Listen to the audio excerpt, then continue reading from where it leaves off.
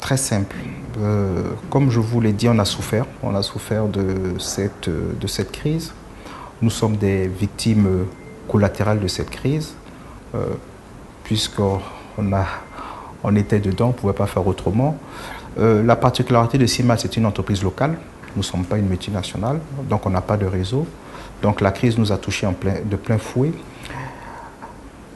Le premier aspect qu'on a à faire, la première option sur laquelle on se focalise, c'est la restructuration de cette entreprise, une restructuration financière pour permettre de rebondir, totalement rebondir.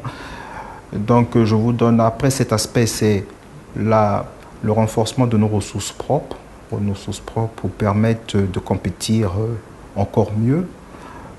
Ça, c'est l'horizon 2011-2012, premier semestre 2012. Et on se donne donc pour 2012 une consolidation des acquis de CIMAT. Et à partir de 2012, fin 2012, début 2013, je vous ai dit qu'on parle de plan quinquennal. 2013, c'est qu'on essaiera de faire de la croissance externe. Mon ambition est de faire de CIMAT un groupe sous-régional. Mon ambition est de faire de CIMAT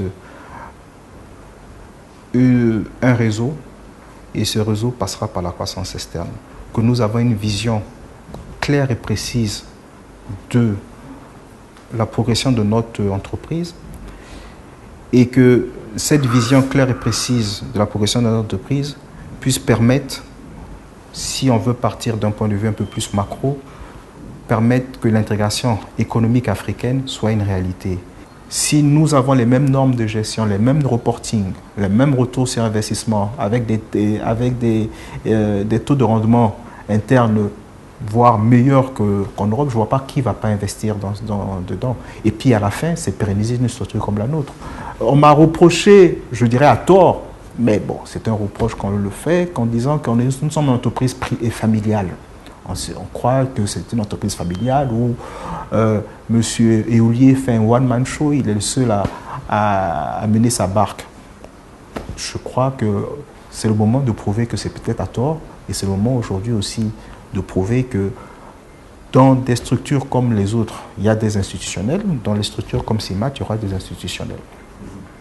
Donc vraiment, pour moi, j'ose croire que cette stratégie est bien pensée, mais il est fondamental, et je le redis, je répète, le vrai problème des entrepreneurs africains, c'est les capitaux longs.